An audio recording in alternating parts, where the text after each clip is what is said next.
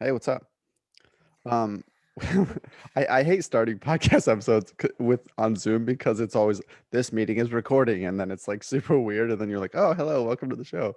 Um, but we obviously were just talking for everybody listening. You had a question about you were saying that you somebody told you that you get confirmation bias for like your opinions, which I think that's kind of a shitty critique because I think everybody does that.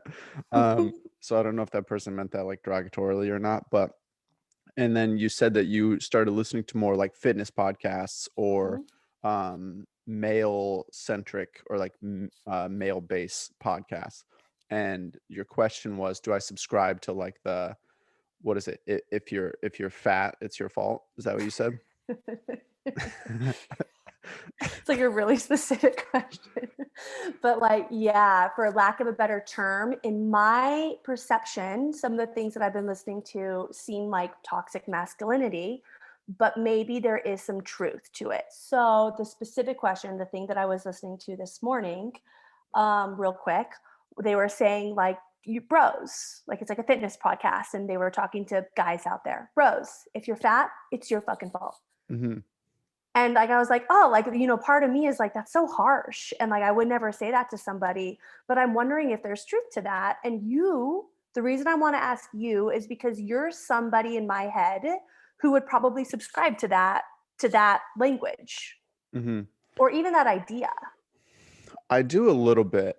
Um, and I've kind of always like I guess for reference, my cousin and I, my older cousin and I, are really the only in shape people in my entire family. Save maybe like somebody here or there that maybe eats an avocado a week or some shit. Um, so I grew up with extremely out of shape people. And what I noticed is when I started getting into shape, that one, they were very critical of me because I was breaking the norm, and I'd have to like make my own food for family dinners or something, and then they'd criticize me or something. But what I found is that largely they were out of shape because of a lack of discipline and a lack of knowledge, which also isn't really their fault in a sense, because if you look at the major food, like the FDA or like the food pyramid, the food pyramid is bullshit. Yeah. If you eat that, like, you will be fat. Yeah. And It's there have true. been studies that come out that have, or I think the New York Times posted an article like maybe 5 years ago or something about how the sugar industry um, paid a ton of money to get these studies, like the effects of sugar, blamed on fat. That's why everybody has a misconception of healthy fats. Um, so I think on a very base, like, shock value level, yeah, it's your fault. If you're fat, it's your fault. But on a realistic level, I would say it's your fault if you know the information and don't change your course of action, because like everybody's being lied to in the major food industry. Monocrop So agriculture true. is horseshit. Hmm. Um, the type of like, most people go to a grocery store and are all in the middle of the store, but all the healthy stuff is on the outside of the store. The vegetables, the meat, the Interesting. like Yeah. processed food is in the middle. And if Huh. you go to the store, most that's where you have to fight for space, is in the aisles of things. Um, Yeah. and I also think I do subscribe. I think most people are weak. And I You don't mean, do. I do, yeah, because I've seen it. I mean, you know this. I used to train people when I first moved to LA. I was a personal trainer and also a yoga teacher with you. And you know that moment in yoga class where and your classes are this way, especially because you're a fucking savage of a teacher, where there's always a moment in that class, probably 35 minutes in, where it's a specific moment. The music seems to not even be there anymore. The teacher seems to not be there anymore. And it's the moment where you can either crumble or expand. And that's like the practice of yoga, right? At least for me, it's like, that's why to me, the mat is a war zone, because there's that moment where you could crumble and fucking just fall and fade away, or you can expand in your practice and do what is uncomfortable, but do what helps you grow. And I've seen a lot of people unless I get right in their face in a yoga class, crumble in that moment because Hmm. they society almost rewards weak people because it's like this weird narrative of or not even narrative, this weird agenda of the people at the quote unquote top dividing and conquering. They Hmm. want weak people so that they can control them. And oftentimes it's the individual who sheds that agenda that becomes disciplined and changes the world or changes themselves or changes their lineage or changes their friend group or whatever. And oftentimes those are the people who are also extremely in shape because they don't buy the bullshit. So It's really, I mean, that's a really good, powerful answer. And it's funny that you say that, that you think that most people are weak, because that was, again, something that was said to me about a month ago. And I was like, God, that's such a, for lack of a better term, harsh way to view the world. mhm, But there was something inside of me that was like, there might be truth to this. mhm, You know, sort of living in this optimistic bubble of people are trustworthy and most people are doing the quote unquote best that they can, and sort of that like flowery language that I've been around for so long in the yoga community. And now I don't teach anymore. And finding something else and getting like almost a completely different perspective of the world has been sort of shifting mm, my not only sense of self, but just sense of space around me. And just to circle back to the nutrition piece real fast, I have never noticed that about grocery stores. And you're so right. I had a friend send me this, not really an article, more of like a meme, because that's like millennials these days, right? Nobody reads full articles. yeah, And it was this like photo of what Harvard University just brought out, just posted about what people should eat. And the majority of it, of the like food pyramid, was mostly grains and fibers. And we both were just like, damn, that's insane that that's coming out from Harvard. Because in the work that I'm in now, and because I hit a like a hormonal wall about a mm, month ago, where I was like, I really need to balance out my hormones and completely switch up my diet. So I started researching different doctors and nutritionists that were recommended to me. One of them, who was really powerful for me, I don't know if you know who this is, was Ray Peat.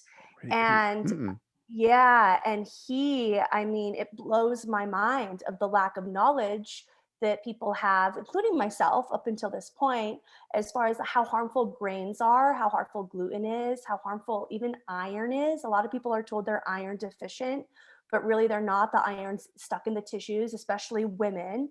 Like, we're not really anemic. This whole vegan, vegetarian push that's on people is actually extremely, really bad too. We need meat. Our collagen needs meat. Our tissues need meat because it's actually what brings hydration into our bodies.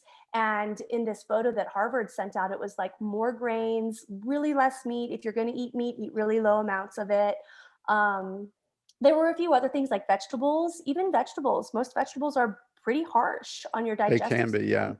Yeah. So, like root vegetables, but not a lot, and Well, things like cruciferous poly. vegetables can really for me, if I eat raw broccoli, it fucks my digestion up because of the saccharides.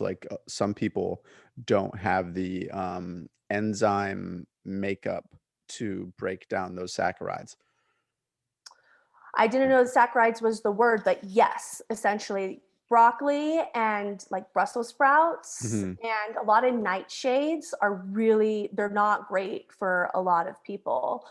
Yeah. Uh, so yeah, I've just been blown away with the new information that I found, which is free online. So Hmm. anybody who wants to make a change, I wonder if it's just a motivational thing. Like, it's a motivation, and it's just, you're right, like a lack of knowledge. And we're all so conditioned to believe everything that the government or media sources put out. And we forget that we live in a capitalist society. It's all backed by money. The Hmm. agriculture company or the agriculture industry is in bed with the pharmaceutical industry, which is in bed with hospitals, which hospitals are they're profit making businesses. You know what I Hmm. mean? I don't know that Yeah. they really care about treating disease. They just treat symptoms and then know that people are going to come back later in life. Yeah, it's very weird because like you just brought up the study, right? Where I don't think a lot of people will do this, but look at who paid for the study because there's all sorts of Yeah. things in science right now that are fucking amazing, like peptides, for instance, which we could get into, um, are not studied very well because they aren't funded because they're more effective than pharmaceuticals and the pharmaceutical companies is hushing them and possibly and trying to make them illegal because they're very very effective. Hmm. um yeah, there's a great guy, Jay Campbell. I just found him. There's a whole blog, like website and articles that has like peptides but a whole bunch of other stuff. Hmm. um but you I was thinking about this the other day actually, and you said the word motivation, and I think that motivation, or the term motivation, is a word that, like, again, quote unquote, the people at the top use to divide and conquer because motivation is bullshit. Like, think about the we could go to working out. Think about like maybe you really want to get in shape, but like you wake up at 6 a.m. on a Tuesday and you don't want to work out. So you're like, oh, I'll do it tomorrow. The motivation means nothing there. Discipline means everything.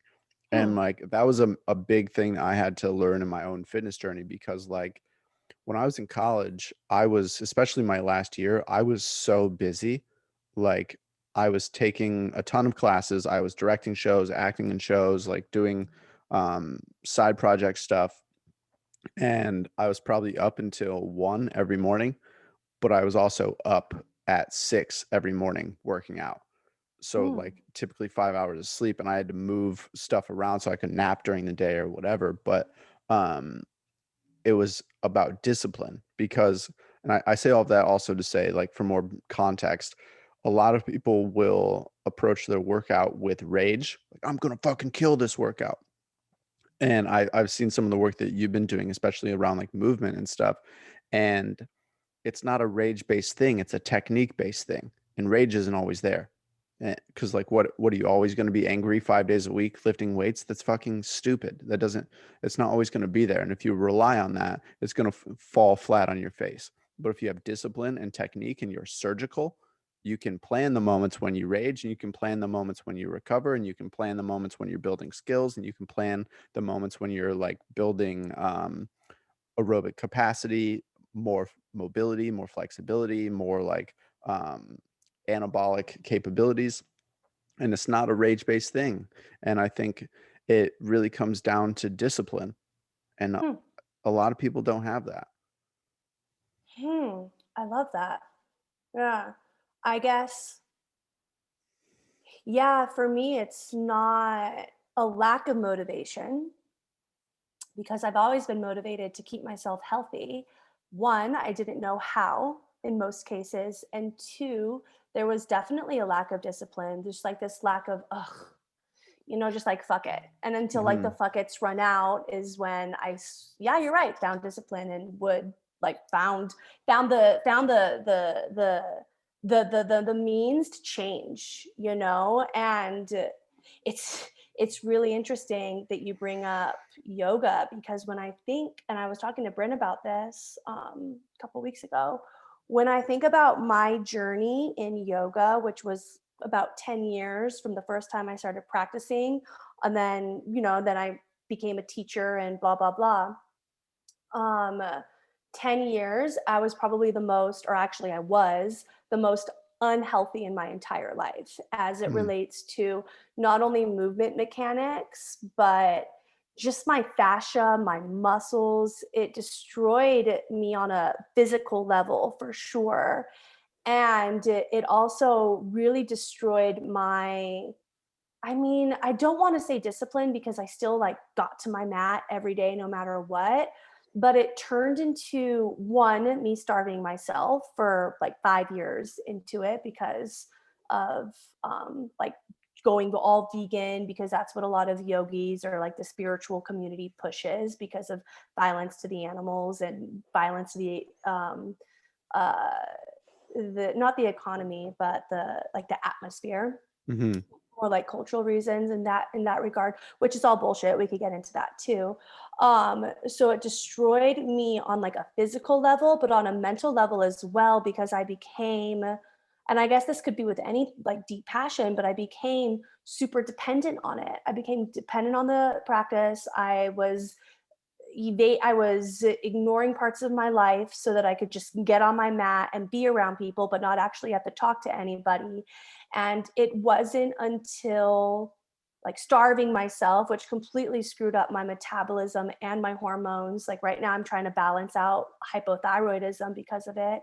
And I'm not blaming the practice of yoga itself. Like at the end of the day, it was all my choice, my decisions. I could have left at any point, Hmm. but it now looking back on it, I'm 31 now, and I spent my entire 20s basically on a yoga mat. And I feel like almost like I had no discipline, like no discipline. I was a slave to the practice, and I was a slave to teachers that I looked up to at that time. Does that make sense? Yeah, it does. I experienced something very similar, like in my own pursuits. And that's fair. I really appreciate the way that you articulate that. And also the retrospection, like the introspective retrospection, Hmm. because I mean, obviously that's how we grow as like conscious human beings. But um, I'm interested, you said, what was it? Like talking, because at the very beginning, before we started, you were talking about receiving confirmation bias. And I wonder if that comes out through what you were just talking about of you would be around people and you'd be entirely vegan because that's what like the community was doing. Hmm. Um, and it being kind of bullshit. Um, when was that realization for you? Like, because was that pre-pandemic or was that It was right before, it was like August 2019. okay. When yeah, like the biggest realization for me was jumping on, those manual treadmills that are like self-powered. Yeah, Not the the, arced ones. yes. Hmm. Jumping on one of those because I couldn't, there was no, it's not electric. You have to move it with your own, like walking, right? Like Yeah. your own momentum. And I couldn't walk on it, Kyle. Like I could not balance and stabilize myself on that treadmill without holding Whoa. on to the rails. And you know, it was so, I mean, talk about really looking at somebody's weakness is like, and now that I've really researched more and more about biomechanics and how humans should train, um, on a biological level, like my body in that state knows, like my reptilian brain knew that if I ever got chased by a bear, which I know we don't live in the woods anymore, but still our brains are back in those, like we've only been living in society, like, I don't know, 0.3% of the time Yeah, humans have ever very been. minimal. Yeah, yeah. So our brains haven't evolved into modern society times yet. So on a biological level, my brain understood that if I ever had to escape danger, there's no way my body would be able to outrun anything for a long period of time. My mechanics were completely trashed. And because I was constantly in that sympathetic nervous, like that sympathetic reaction, which I didn't know consciously, my body understood it though. My cells were never absorbing enough water. I was constantly in this anxiety depressive state, in and out, not understanding why, thinking that it was like family trauma and blaming my parents and I'm an alcoholic and blah blah blah blah blah. I thought I had to fix all that stuff emotionally and mentally, and then I would get out of that state.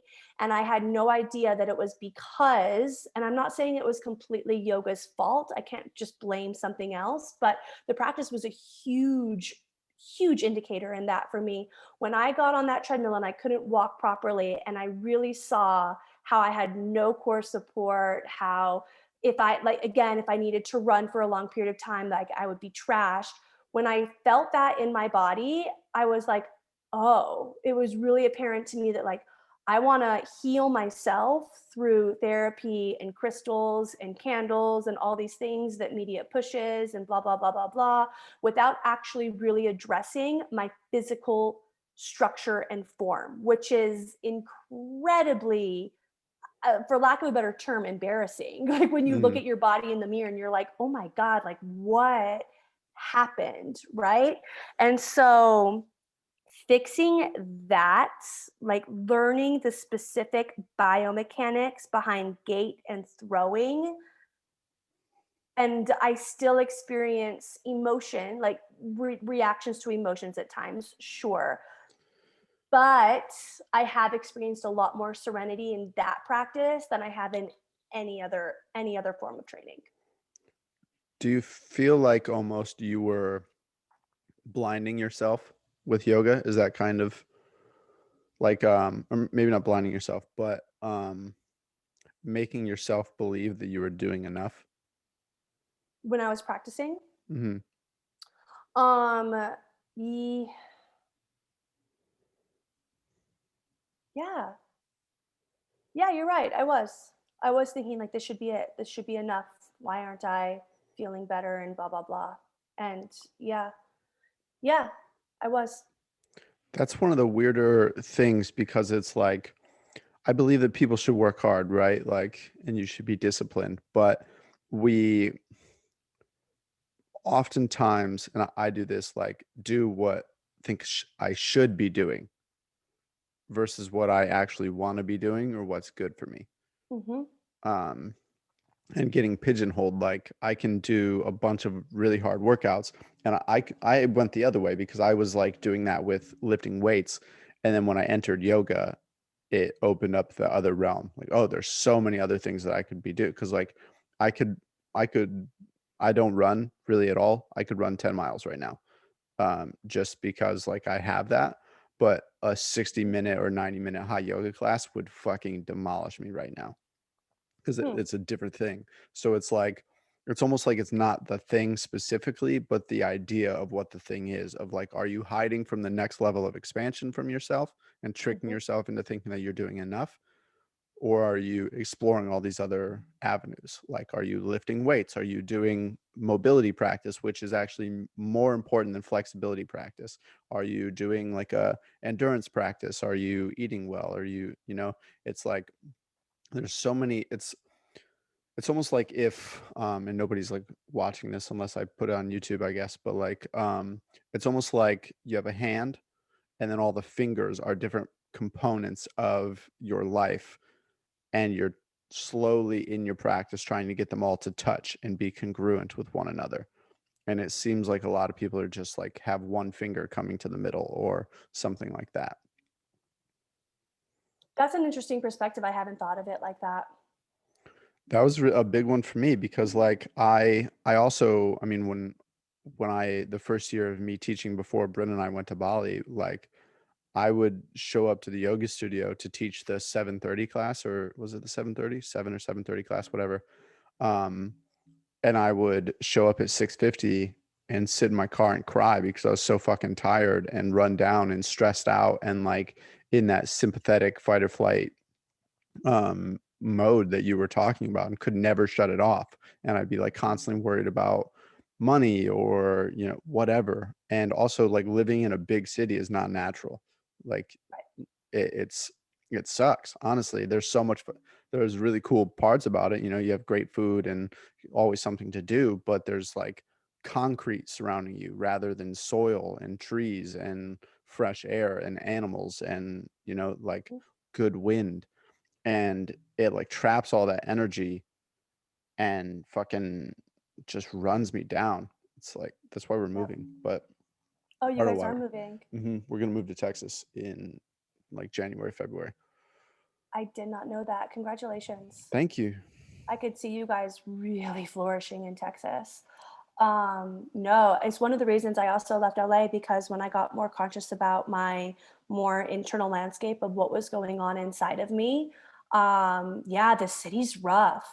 Somebody said, I was listening to something and somebody said like our bodies are not meant to be in moving vehicles that go like 50 miles per hour down the road. It's fun, but it kind of messes with your biological compass. It kind of messes Hmm. with your ability to stabilize and ground. You know, when I was there in LA, by the end, I just noticed so much like infiltration of lights and advertisements and sounds. And yeah, it wasn't so much running away from all of it. It was more so like there was something in my body that needed the groundingness, like needed what you said, soil and trees and just less people. Hmm. Yeah. So, That even we just recently moved from Hollywood to Studio City, like literally mhm, 15 minutes apart, and it's a mhm, world of difference. We have yeah. a much bigger place here. It's so quiet. We live just like in a building with a bunch of families next to a school, and it's so quiet, and I feel way different than Mhm, I felt just living like right by the Hollywood sign. And every time that we leave LA, all these like thing like a how do I put this? Like more positive emotions would come out of me or like more relaxation. We just recently took our baby moon to Santa Barbara mhm, and it was like fucking amazing. We were like right by the beach, chilling, slept in, slept great. We were like both like firing on all cylinders with one another. We ate great mhm, food. My digestion was great. Like, and for me, stress really manifests in my stomach. So if I'm mm, stressed, I have like a ton of stomach pain. And that's like the root of disease, right? Dis-ease in your mhm. body. Um, but it was like it was crazy. And then literally we got back and the next day I felt like shit. And it's like the juxtaposition of relaxation outside of a major city versus the high stress of inside of a city. Yeah. I want to go back to something that you we were talking about earlier of like when we were talking about discipline or people being weak or how that that realization hit for you because it's being with um a very spiritual, very compassionate, empathetic woman in my girlfriend. I noticed that there's like two worlds because like and I remember when all three of us met and we were like having these conversations in your car driving to some like meditation place or Love something. that. Uh-huh. And I would always bring the dude perspective because I'm a fucking Oh dude. yeah, I forgot And about then we that. would get in these arguments about like being ketogenic or like working out or Yep. whatever. And both of you would have like a super compassionate view about something. I'd be like, oh, that person's a pussy. And you're like, that's just not true. Like and it's, it's funny to me because I noticed this a lot with Bryn, where she is so kind and loving to people, and Mhm. I'm like, I'll fucking kill that person. And it's it's like there's two worlds because we don't want the reality to be, oh, people are weak and they need more discipline. We want the reality, oh, they're having a hard time. Let's help them and let's provide all these things for them, and then let's Mhm. take care of. And it's like they're yes, that's cool. We should be kind and compassionate to people and try and help them when we can. But we also miss the personal, like making people be personally responsible. Like, It's interesting, like you saying that, it's almost an obvious, it's almost like a little bit of each. Like it's almost as if like how I'm taking this information in is your mindset of like, no, that dude's a pussy, is a little bit of that would be a healthy dose for me versus how I sort of look through like my lens of the world through the lack of a better term, like the more like feminine way, right? When mhm, you had me and Bryn and then you in the back seat giving us just like a different perspective. And then us for you, it's almost like hard and soft, right? I need a little bit more, I think, adoption of that sort of view of like, no, it's on that person. I'm not gonna be, it's almost like in a codependent way mhm, of wanting to fix somebody, or it's just like a lack of information. I just have to give them information and really it's up to them. Do you know what I mean? Yeah. And as far as seeing the world more as people are weak, there's truth to that. There is 100% truth to that, and I can't deny that, you know? And also vice versa, like for me, it's helpful for Yeah. me to have the feminine perspective of maybe be a little kinder. It's like stop being so fucking aggressive to people, or understand that like some people are dealing with things that you have no clue about, and they do need some help here and there. Yeah. It's interesting though. I've been researching generational like adaptations, and what I'm noticing is I'm wondering for you, because I was reading a few articles online about dudes in particular who have this thing in them where they're like driving down the street and they're like, I want to fucking kill that person for no reason, right? Like there's just like this urge of aggression. Not saying that they're going to act out on it, but there's evidence claiming that it like DNA history, like past ancestors, maybe you came from a tribe of warriors and a tribe of like deep hunters. And we've always, for like the history of humankind, we've always been in some sort of war Hmm. or some sort of conquering of somebody else's land or somebody else's nation or somebody else's home, whatever. And I almost wonder if sometimes, because I always thought that people who felt that way were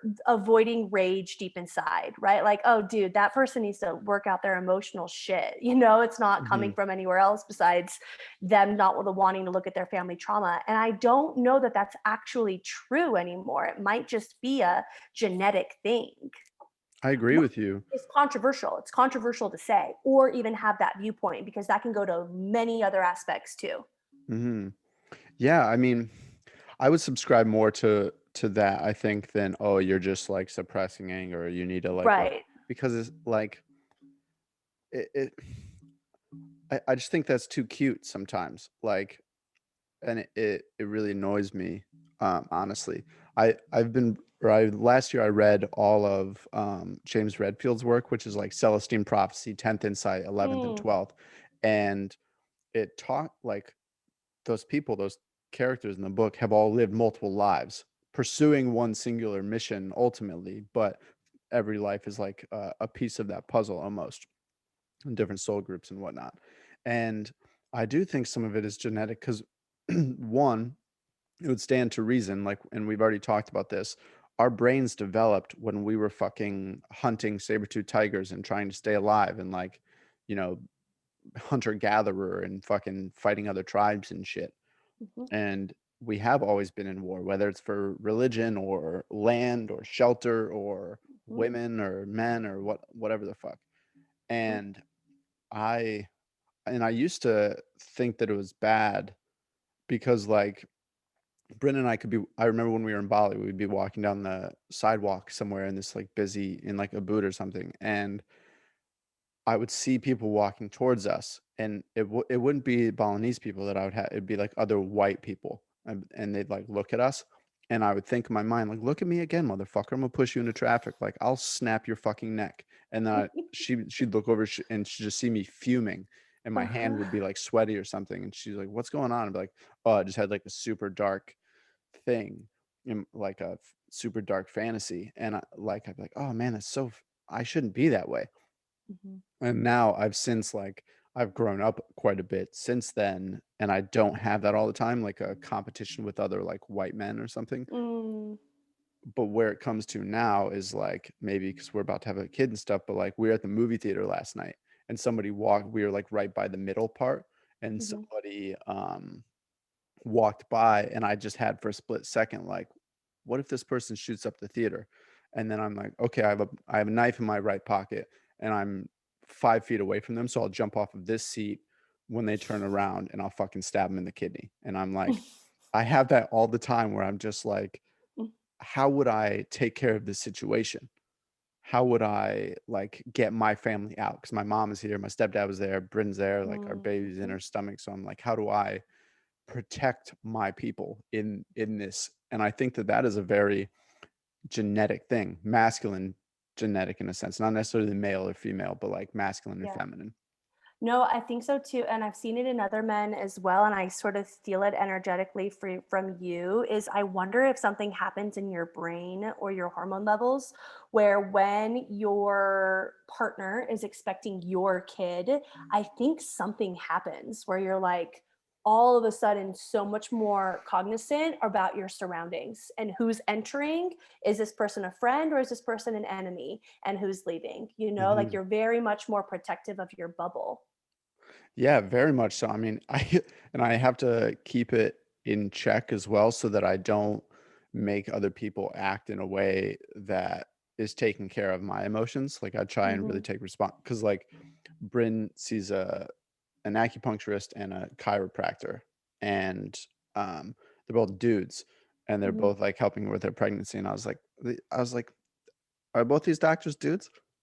And then she's like, yeah, and I was like, and they're working around your pelvis. That's their like, and she's like, yep. I was like, I think it's bullshit. Like, fuck that dude. And she's like, you want me to not go? I was like, no, you go. Like, if that's, if you feel good, I'm just saying, like, I'll come and fuck this dude up. Like, keep your location on or something like that. But it's because I'm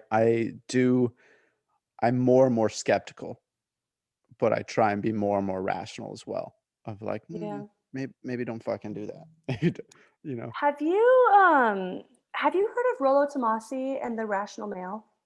I've heard, I know of the person, but I have not heard actually, no, The Rational Male. There's an Instagram account called Red Pills for Men, Yes. and I believe they've posted some like quotes from that book. Do you what are your thoughts on it? Um, Not knowing that much, I haven't really formed an opinion. I really love that account because it's like this is what I was trying to say earlier. There's the way that we wish the world was and the way Mhm. the world is. Yes. And I think of that a lot. Yeah.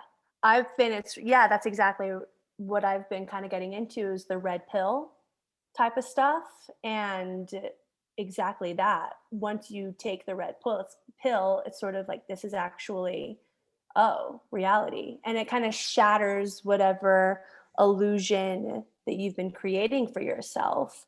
And I, yeah, I don't know where I got on this, but I was talking to Bryn a couple weeks ago about like I really was like a hardcore, almost too extreme, I will say, a feminist when I was in LA. Of anybody who remotely seemed toxic masculine, you included for a while, to be honest. I was just like, fuck that person, like Mhm, this cis, white, hetero.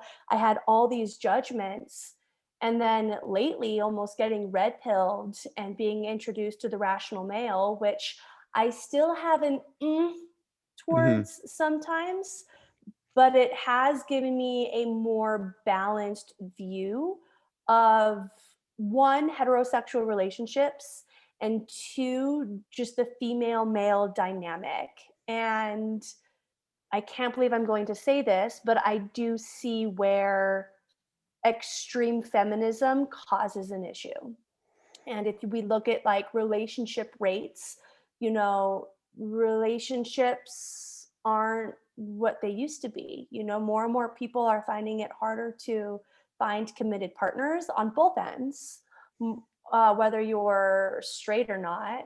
More and more people are getting like, divorce rates are mhm, skyrocketing, infertility is skyrocketing, isolation, communication, ability to communicate. It's all kind of, and I'm not blaming that on gynocentrism, like feminism, mhm. but I do think that it does, it does play a role in it. At least it did for me because I really wasn't allowing other perspectives and people who had good intentions like yourself. Just you're one person who's like one example of sort of how I was blocking everybody out when I was really denying myself an alternate opinion or an alternate perspective that really wasn't damaging like I told myself it was.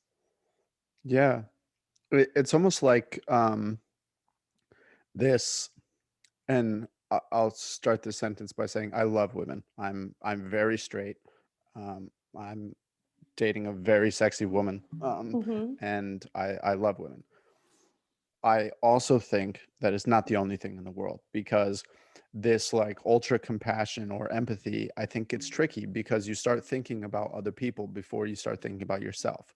And like, oh, well, if you're aggressive, how does that make other people feel? Fuck those other people sometimes. It doesn't matter. Like, I don't think you should walk around being a dick to other people, but you also shouldn't be like, oh, well, I'm not gonna do this thing that I want to do because maybe it'll hurt somebody else's feelings. Fuck that. Like, you can apologize later if it's really that big of a fucking deal.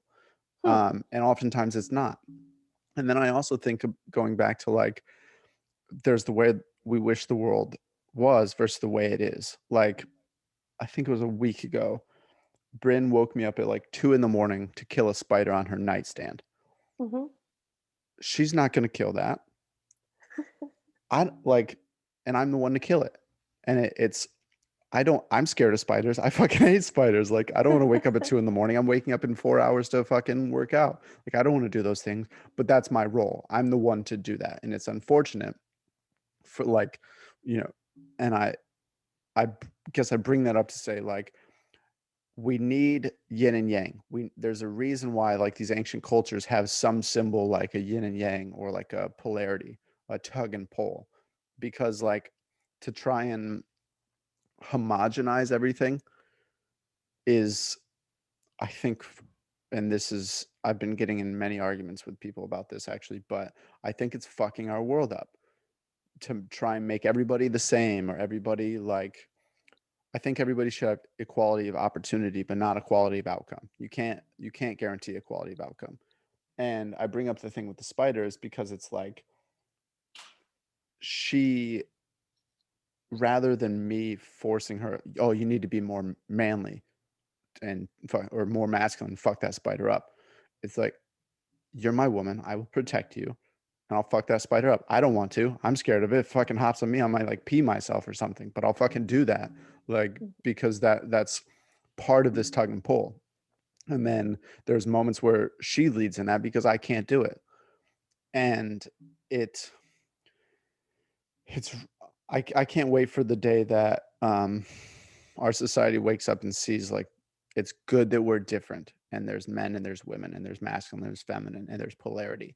That's why like there's infertility or there's like low sex drives or there's low or high divorce rates or something, because like everybody is becoming too fucking similar and there's no uniqueness. Unique, how do I say it?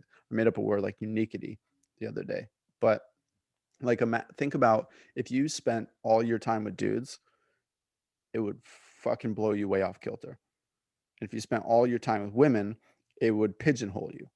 Hmm. But if you have a fair mix of both, you're a balanced human being. Completely agreed. Do you think that men are becoming too soft? Yeah, for sure, 100%. And I think this of myself, like because right now I'm the only guy in a house of two pregnant women. And sometimes I want to rip my fucking hair out because I'm like, oh, I'm being too nice. Or I'm like, oh, how are you doing? Like my voice doesn't even sound like my voice. I'm like, I'm gonna go jump off the top of this fucking building.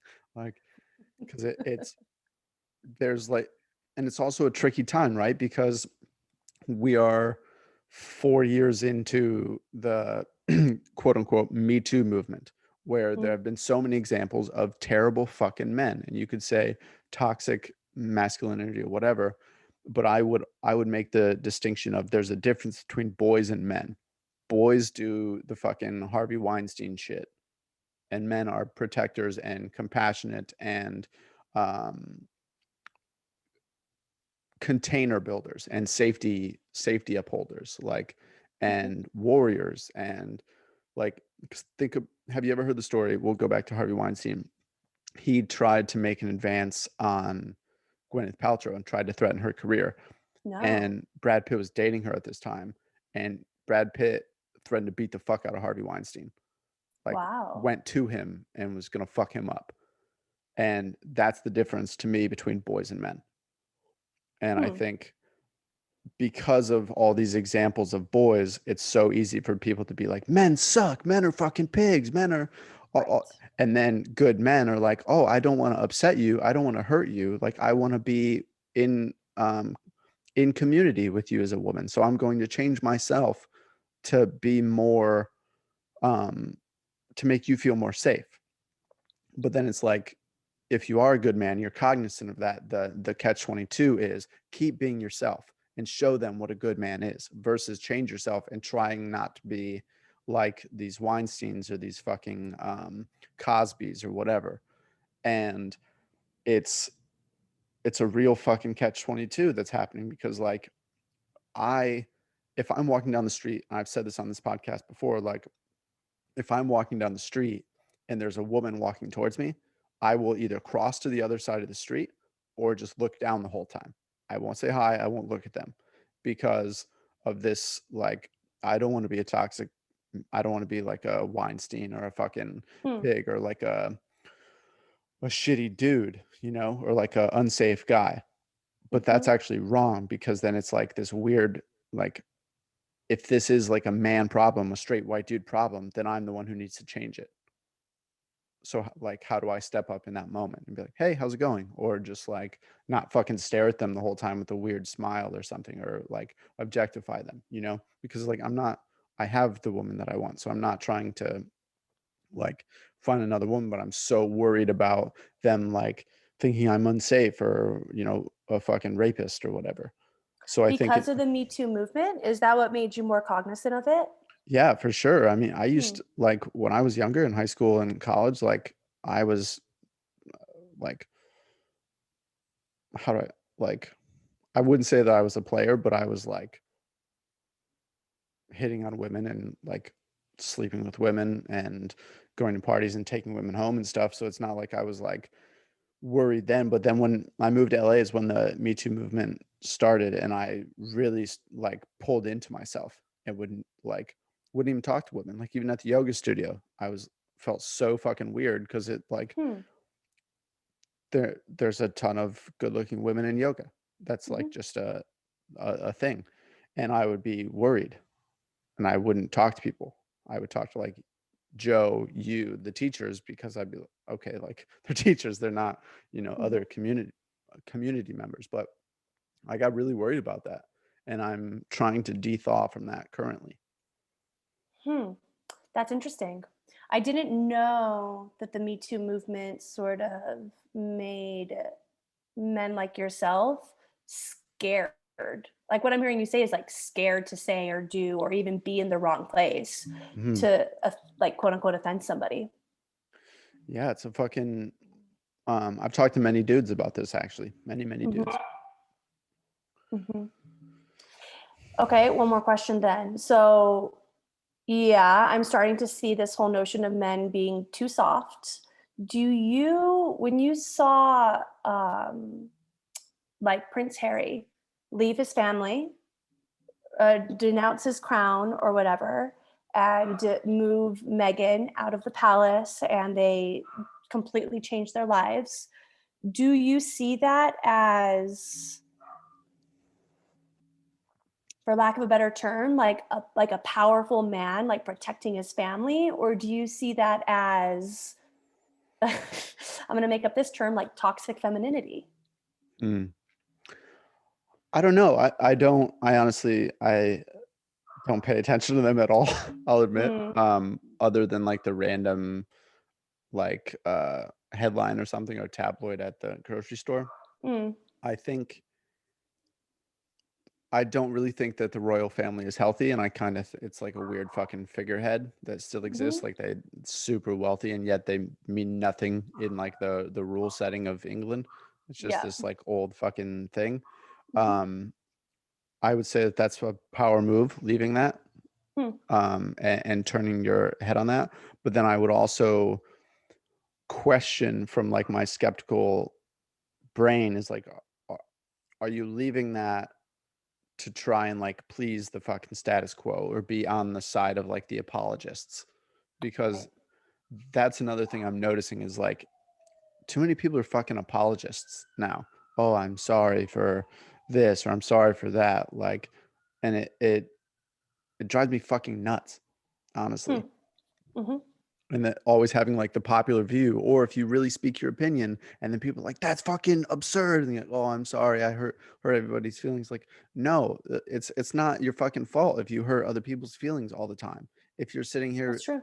if you're like looking somebody in the eyes and like you're a piece of shit, then yeah, maybe that's like your fucking fault. Hmm. But if you speak your mind and people take offense to it, that's not your problem. That's their problem. That's literally like the 100%.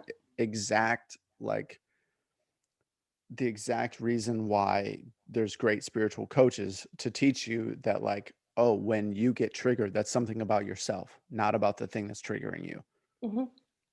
And yet in society we get all fucking sideways. Oh my god, they believe that like this is I don't know, name fucking any controversial topic. I can't believe you think that. And then like, oh, I'm so sorry, I think I was wrong, and now I know better. And it's like, no, you You fucking know, don't. you know what I'm thinking about? Have you ever seen or heard of Jordan Peterson? Yeah, love Jordan Peterson. Yeah, it reminds me so much of what he's doing right now and the controversy around him just saying like, no, I will not refer to people's pronouns. Yeah, And like it created this giant controversial cancel culture. He couldn't even speak at like college campuses without people interrupting. And it's fascinating to me. yeah, and it's even more specific than that, because it's like it's not even that he won't use people's pronouns, it's that they were trying to force him to do it. Is the Ah, like the compelled speech of I like, see. you have to do this. And he's like, no, I don't. That's silly. Like, if you want to fucking call yourself uh Purple Man, I'll call you Purple Man. Fine. Like, if that's what you identify as. But Hmm. if you're trying to make a law where I have to, I'm not doing that. That's silly. Like, Right. But it was interesting to see how it all unfolded. You're right about that. That's a really good like piece of information in that. Um and he kept saying too, like people were like they took offense to it, right? Especially the LGBTQ community were like, you're denying me as a person. And he was like, I'm not denying you as a person, I'm saying what you're asking for is really dangerous. And to him, he was like, I'm trying to protect you because if we let this thing go too far where people force you to say things, like that's a whole other, this isn't just one, it wasn't just that one issue. That's just, I think that's what brought up the controversy, because it is like gender identity is huge right now in the mainstream and people are really passionate about that one specific issue. But he was sort of looking at the greater picture where people were so hyper focused on that one like the one thing that sparked it off. mhm. Yeah, it's fucking weird, because like I actually just got into an argument with multiple people about this, of like the LGBTQ community and transgender athletes in sports, because Yes. um it's I'll tread lightly here so I don't have to fucking deal with a ton of people in my DMs, but this it's kind of absurd, because I was in an argument the other day about Laurel Hubbard being in the Olympics, which is fine. Like, I'm not. This person was like, "You're saying," or they're like, "Trans women are women." I was like, "I didn't say that. I've never said that. I've never said that they're not women. What I was saying is that it's kind of absurd that somebody who was a man for 35 years can transition and switch to another gender sport, and they start breaking a ton of fucking records, and that's not suspect to you. And then they're like, they were never a man. This was somebody said to me the other day. I was like, this person used to be a dude, and they're like, they were never a man. And I was like, what are you talking about? They were never a man. Like, they're like, you're denying their identity. And it's like, no, I'm using science. This person was born as a male, biologically as a male, and underwent surgery and hormonal treatment to become a female. That's just to be specific. But if you say that, you're transphobic. Mhm. If you present a fact, you're transphobic, which is very, very dangerous to me. If we want to allow trans women in women's sports or trans men in men's sport, fine. I really don't give a fuck. Like, I'll support it. I'll like if Laurel Hubbard goes to the Olympics and fucking blows everybody out of the water, cool. I'll clap. I'll celebrate. But if we can't say facts, I'm not with you. I can't do it. I like it. It's just fucking absurd to me that you can't say something that is true and then you get labeled as phobic or something. It doesn't make any fucking sense to me. And it's the same thing as George. That's dangerous. We can't do that. And if you're relying on me to use all this fucking speech to make you feel like a person, that's your problem. Like, you're asking me to tailor everything that I do to take care of you.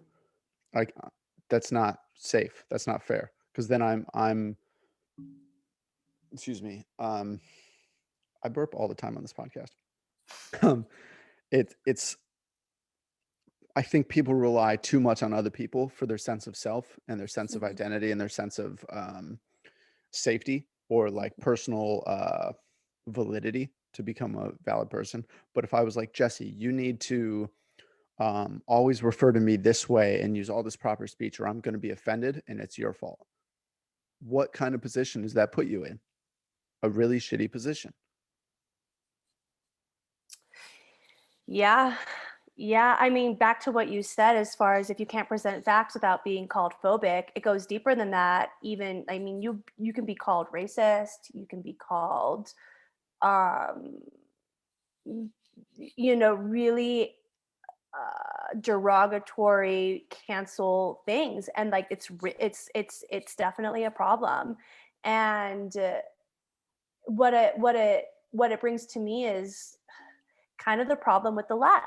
I was reading this thing the other day. I forget who wrote it, about the political correctness and making sure, people are trying really hard to be inclusive, which I think is great. And, For sure. if somebody tells me that they want to be identified a certain way, I have no problem identifying them how they want to be identified, especially if it's a close friend or a family member or somebody that I respect. And I try to respect all people, but the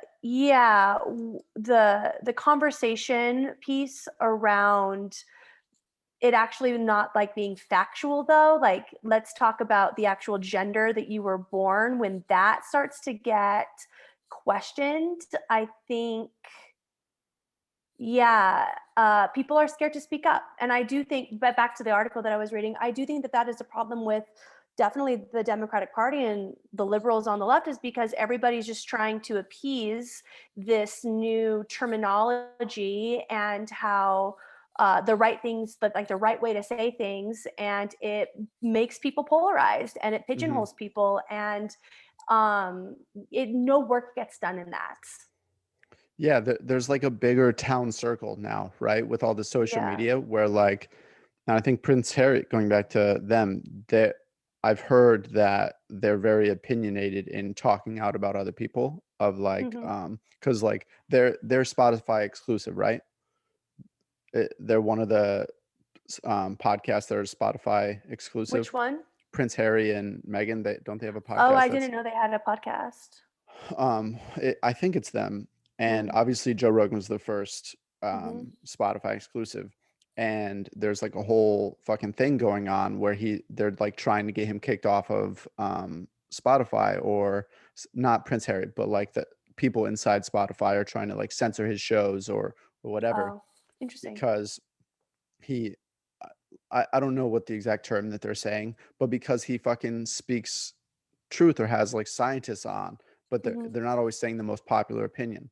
Mhm. And there's this weird thing like in our collective town hall that is social media where people will say things not because they believe them, but to get more people to like them, Mhm. and playing this popularity contest.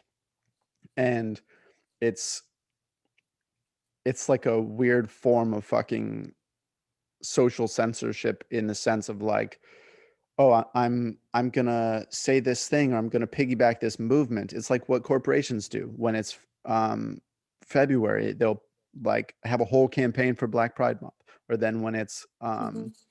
or Black History Month, and then sorry, it was just Pride Month, and then there's Pride. these companies that will do like a gay flag for, or a pride flag. I don't know what the fuck you're supposed to call it anymore. They keep changing like the fucking words that you're supposed to say, but it's people and corporations will say these things to become more popular, but not because they're true or honest or integrous. They might be like, um, they might be these causes that are integrous, but people piggybacking on them are not integrous, and it's a fucking problem. I think it's a major fucking Well, problem. yeah, they just use it as marketing terms. You know, they're Yeah, just signs for bring in more people and money, but you actually don't know when you look at like how they actually spend their money. Um, a lot of the corporations spend them for like with like anti-phobic or whatever, anti-homophobic um other businesses, you know? So, but I mean, I guess like when I hear that, it's like, but that's America, right? Like America was built on this one capitalistic economy. Like that's how we function. And there is, I mean, I'm not going to see your DMs, so I don't care. But is, but that is like also what makes America great. You know, like think about all the companies that get started in America. Think about all the innovations and and I know that equal opportunity, it's not a thing. Like I'm very aware of that. And I do think that everybody should have equal opportunity 100%. same. But there are a lot of, that's why there are a lot of cases of people making a business from nothing. Like, you know, you really don't find that in many other countries. I'm pretty sure we're the only one. You know, there's a reason that we've been the most quote unquote powerful country in the world for decades. Yeah. It's, I mean, it goes back to what we were talking about earlier. Like, there's a way that we wish the world was and the way the world is. Mhm, And like overcoming adversity is one of the, maybe the most integral part of becoming successful mhm. or fulfilled, or, you know, anything. Like, look at sports, like working your whole life to become a professional athlete or whatever. Um, and this, it's really unfortunate that the best part about democracy is almost non-existent, because like, to me at least, the best form of democracy, or the best part of democracy, is the checks and balances. We don't have that. We have a pendulum that for a while will swing over here, and then everybody who is in the dark of the pendulum gets canceled, and then it swings back, and then the other Mhm. side gets canceled. And it's Yes. like, these people who were oppressed will gain power and then use the same tools that the people who oppressed them were using. So it's just a continuous cycle, Mhm. like a vendetta almost, and like avenging and uh, uh, revenge, I guess. And there's no growth outside of that. You don't ever leave that cycle, because it's like, these, we'll say like the woke mob or whatever, is trying to be PC and inclusive of everybody. But if you disagree with anything that they say, they will cancel you and you're not included. And you're Doesn't that, probably a racist. yeah, doesn't that seem fucking ironic? Like, we're, oh, we want to be inclusive to everybody, Mm. but then we're going to exile you if you have any other different views than what the person who wrote our script says. Yeah. It's like, that doesn't, to me, that doesn't make any fucking sense. How would you want to be, oh, we need to be more inclusive and more compassionate to people, but you need to have these points of views, or else that doesn't apply to you? Then it's like, well, then you're fake. You're fucking leaving it out, because the, and everybody, obviously we just got out of the Trump administration, but the entire reason that he was fucking voted into office is because there's a ton of fucking people who feel disenfranchised, because we're not making a community for everybody that lives in the community. We're making a community that is like, um beneficial to the whoever is in power, whoever has the most likes, or Mhm. whatever the fuck. And it's, we need to make a world for everybody, and not everybody's gonna have the same fucking view as you. Mhm. Yeah. No, I agree. It's uncomfortable. Like, and when I was in that argument with the person in my DMs the other day, they're like, we just need to be as PC as possible. Hmm. No, we don't.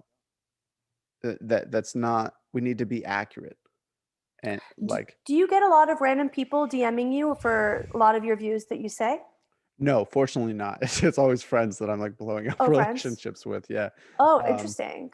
uh, because I had posted this. It was a naturally divisive meme, but it was about Sha'Carri Richardson Oh. being kicked out of the Olympics for smoking weed, but then this Hmm. person who used to be a male competing in women's sports is totally fine. And it's Hmm. not to, they're like, this is, someone was like, the transphobia is not it. It's like, that's not transphobia. Like, to say, how do I say this? Like, the whole reason that meme exists is because we're saying that somebody smoking weed is a performance enhancing substance, but somebody having undergone male puberty is not a um, performance enhancing. Uh, it's not a Substance. substance, but yeah. Like you mean And like testosterone for not only performance? testosterone, but and this is interesting actually. Do you know about the browser DuckDuckGo? I've heard of it. So It's like privatizes your search engine. what? Yeah, it not private, but it like it doesn't censor your search engine. So if Hmm. there's certain events where you can try and search something on your Google Chrome browser and it won't Hmm. come up because it gets censored or pushed like thousands of pages down. I see. And if you go to a non-censored browser, that thing will come up immediately. Oh.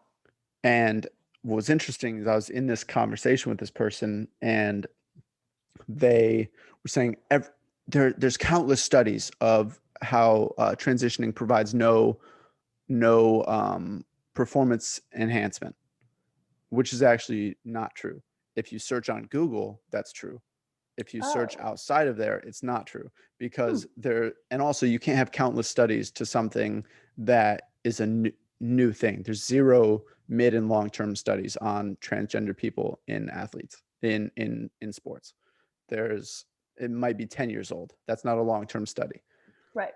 And if you step outside of your uh, Google Chrome browser, you can find studies of like I think there's one out of New Zealand where the undergoing um, the effects of like undergoing gender reassignment surgery and taking hormonal therapy, if say if you're a man transitioning to be a woman, Hmm. that can be the effects of like lowering your testosterone can actually be basically canceled out by a proper training regimen. So if you're a professional athlete and you transition, Oh. you're like you can keep the same muscle, you can keep the same like power, you can it doesn't change that much. And if you look at like the Olympic requirements, women have to be under or to compete in the women's class, you have to be under 10 nanomoles per liter of testosterone. That's like Mm. the upper limit. Hmm. Typically, elite athlete women, their average is about 3. Interesting. So to transition from being a man To a woman, to a you have to be woman, under and 10. you have to be under 10. But Hmm. almost all the women, like elite athlete women, are at about 3. So Okay. the level is 3 times what they would be competing against. So it's Have they tested the levels of trans women coming in? And are they at um like 9? yeah, you have to get tested to be in it, and you have to have a gender identity, a solid gender identity to be in the Olympics, I think for 4 years. So you Got can't it. just be like, "Oh, next month I'm going to be a woman, I'm going to compete in this." Like which Hmm. is cool, totally cool. But and I don't know what Laurel Hubbard is at. I haven't seen anybody post about what she is at. But that that level is a bit absurd because it's obviously 3 times the level. So say if she came in Right. at 9, she has 3 She'd times. pass. Yeah, she'd pass, but she still has 3 times. But then it's always I think part of the problem with that argument also is it's focusing solely on testosterone. If I right now, and you and I are about the same height, Hmm. close to the same build. Obviously, like Hmm. I have male organs and you have female organs, but if I were to transition to being a woman, I would still have the same bone size, the same bone density, the same hips, the same like, and hips are a huge power thing. There's fulcrum, there's like the way that you store fat versus the way that I store fat. There's all these other factors. And what I was trying to argue with this person is like, I'm not saying that trans women should not compete with women. I'm saying we should be very specific about what these things are and figure out if there are advantages or not. And everybody always fires back. It's like, oh, there's always unfair advantages in sports. Sure, but not the extreme advantage of having undergone puberty as a man and switching. Yeah, I never formulated an opinion specifically on that, like trans people in the Olympics, just because I really don't think that I nor society has enough evidence or scientific research based off of whether or not there would be an unfair advantage. I don't know what the different hormone treatments do to physical mechanics. I don't know. I don't know. Like, I've heard different podcasts talking about this, and obviously the podcasts that I've listened to in the past are very left winged. So you imagine the type of atmosphere that they create when they talk about these issues, and who they bring in are usually trans people who Mhm. are definitely pro for it. And when it goes to inclusivity, like, yeah, I don't know if I'm not a trans person, so I don't know what it's like, so I can't really have this huge opinion on it. As far as if I was like deep down and like, I'm a man, like I've always wanted to be, like, not wanted, I don't think it's like a desire, it's just more of like an intrinsic thing. Mhm. And I had the abilities to go to the Olympics, like, yeah, I would really want to do that. But I don't think that we have enough.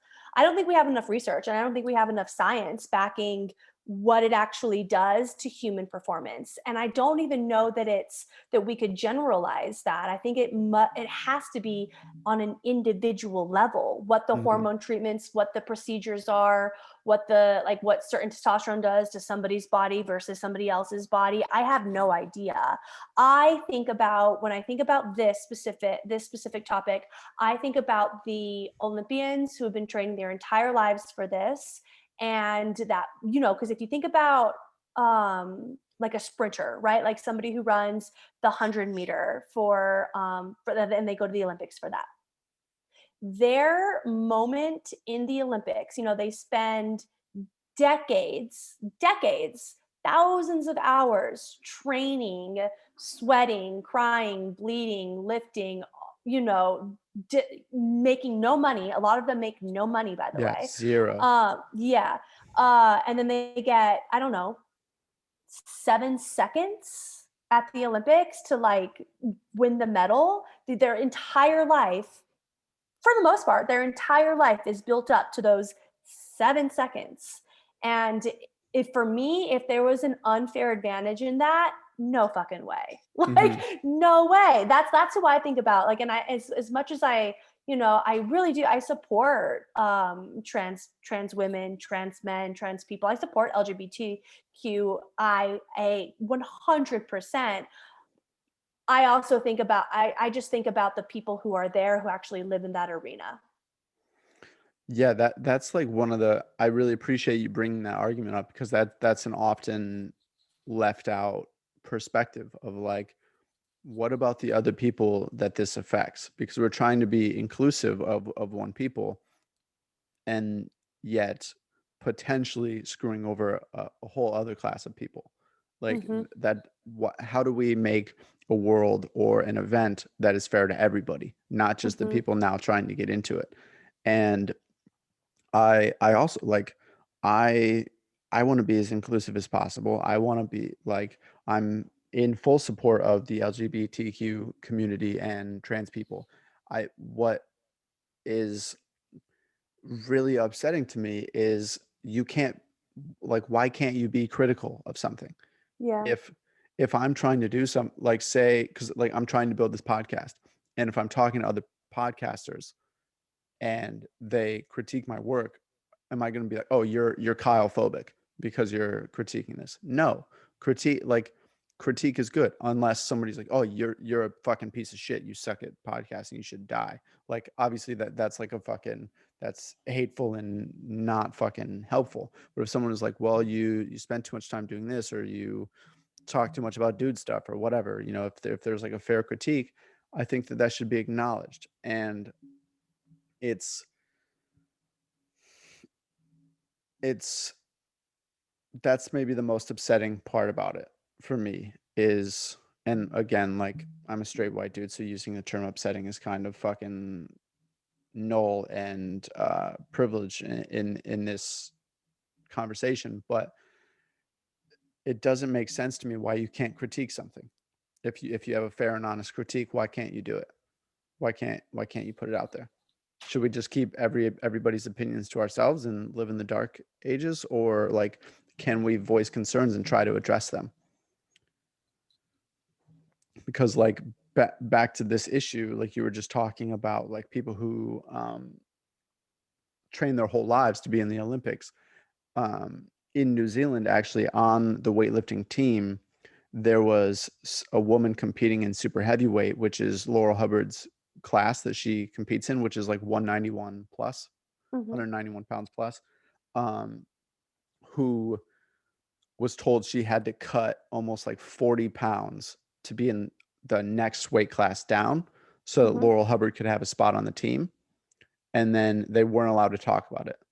The like federation was like, don't talk about this. You need to be quiet because you Hmm. could mess up the sport. So Hmm.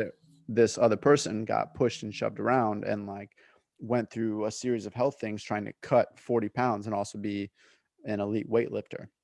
Interesting. And to like the performance advantage, I think in 2019, yeah, in 2019, um, there were two records set in the women's super heavyweight weightlifting class, and both of those records were beat by pretty much every competitor in the 143-pound men's class. So that, what is that, 50 pound difference, and a 50 pounds in a gender difference, and these two world records were broken by pretty much every competitor in the other class. So it's like there's, and I'm not saying that should bar trans women from competing in women's sports, but I'm saying that should be something that's addressed and not just labeled as transphobic. Mm-hmm. Yeah, no, I mean, we definitely live in a place where evidence doesn't always support opinion. Yeah. I try to live in like a, well, what's the evidence? And unfortunately, a lot of people don't care about evidence these days. Yeah, it's like a popularity contest. Mm-hmm. Um what it so when you stopped teaching yoga, you moved to movement patterns. Is that what you're doing now? So now I train in a system called functional patterns. You would love it. I really Um, dig the stuff you post. you would love it.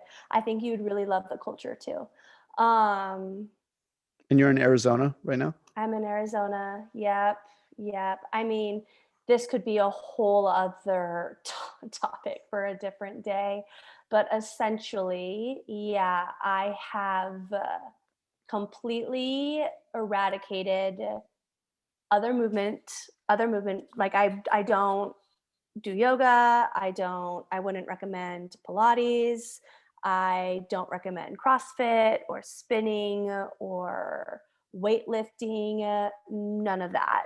What I've learned in functional patterns is when humans train the way that we're supposed to train, right? Like we are bipedal contralateral movers, meaning we walk on two legs and our arms reciprocate that movement in walking, in running, and in throwing, which are the three movements that humans were meant to do.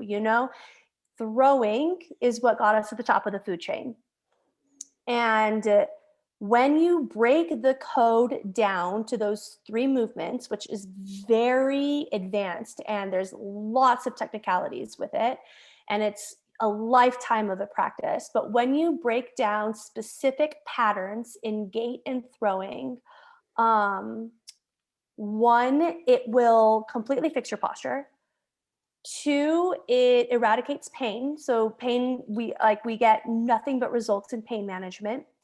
And three, there's this misconception in the fitness industry that you don't get gains without the pain. Like, I have to be in pain if I want to make gains. And people don't realize that that's not true. And you don't have to train and be in pain to get, larger muscles or more flexibility or a thinner body, whatever the thing is that you want. And so I sort of break it down to people in the sense of, and it's hard. It's really confronting because people, including myself, are really attached to what makes them feel good and what gives them the biggest dopamine hit and what they've been told that they should do by either their doctors, their chiropractors, or whatever. And what I've experienced in my body and in my clients, and what I see in the community of functional patterns, is it's the only system that, one, gets results, and two, completely fixes people's postures and moving mechanics as you age with it, because it's not very old. It was established in 2009. And the founder, like, as he's aging, is literally looking younger, feeling better, is changing, like, they're changing mandible sizes, like literally changing the size of people's jaws and craniums, all through just these simple movement practices, right? I sort of think of it as like my dog. Like, if my dog broke his leg, I wouldn't be like, okay, Charlie, let's go practice down dog now. And we just got to stretch your other muscles and Mm-hmm. take you to these chiropractors. I'd be like, no, like, put it in a cast. And then I'm going to, like, we're going to learn how to walk again. You know what I mean? Like, I Mm-hmm. wouldn't put his structure in such extreme ranges of motion. And so for me, because I was a yoga teacher and I was so embedded in that community, that is one of the areas that I try to focus on more of trying getting people to stop doing, because it was never meant, it's not meant for the human body. It just isn't. And people are attached to this whole, oh, it's such an ancient system of moving and da da da da da. It's been around for thousands of years. It hasn't. It's been around for like 50 years. It was created by two dudes. It's just broken gymnastics. And if Yoga. you act, yes.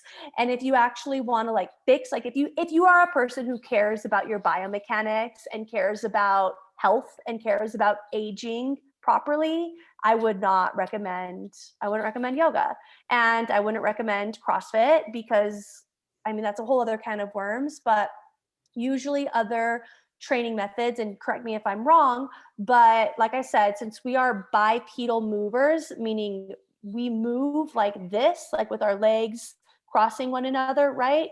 A lot of other fitness programs like lifting weights and CrossFit, your legs are bilateral, meaning your feet are right next to each other as you're, like, either lifting weights or deadlifting or squatting, whatever. And that is it causes a whole bunch of other issues in your axial spine, because everybody has some sort of spiral in their posture. Like, your pelvis is probably rotated to one way, your ribs will counter and rotate the other way. People's pelvises are pushed forward. It's called an anterior shift, mostly, like 90% of people's are. So not only are all our bodies, what's it called? Scoliosis. Not only are all our bodies scoliotic in a way, I know that's not a real word, we all have postural imbalances. And so when we are standing on two legs and we're lifting weight or we're adding weight to our backs, no matter how cognizant you are of your body's dysfunctions, your body will still go into the dysfunction that it wants to go in. It will relax into that dysfunction. So, and then your bones and your vertebra get calcified in that spiral. Mm-hmm. So not only do you train your body to further fall into its dysfunction, but it compresses you. and we give into more to gravity, then what happens is we lose the ability to absorb proper hydration. What I think most of society has, even in like especially practices like yoga, is it long term, it will fucking dehydrate you. Like real, like you can drink. I was drinking like I'm not kidding, probably close to a gallon of water a day when I was practicing yoga. My body didn't absorb shit. It did not Jesus. absorb. It did not absorb hydration because my tissues were so flaccid and hypermobile. So Hmm. long story short, yes. Then I found this practice. This practice actually brought me more into awareness around my surroundings, my environment, needing sun, less EMF exposure. There was a couple other things that were going on in LA. It wasn't just this that why I moved, but yeah. So here I am in Arizona, and I'm sort of starting over. It's good. Good time to start over. I think Yeah. it's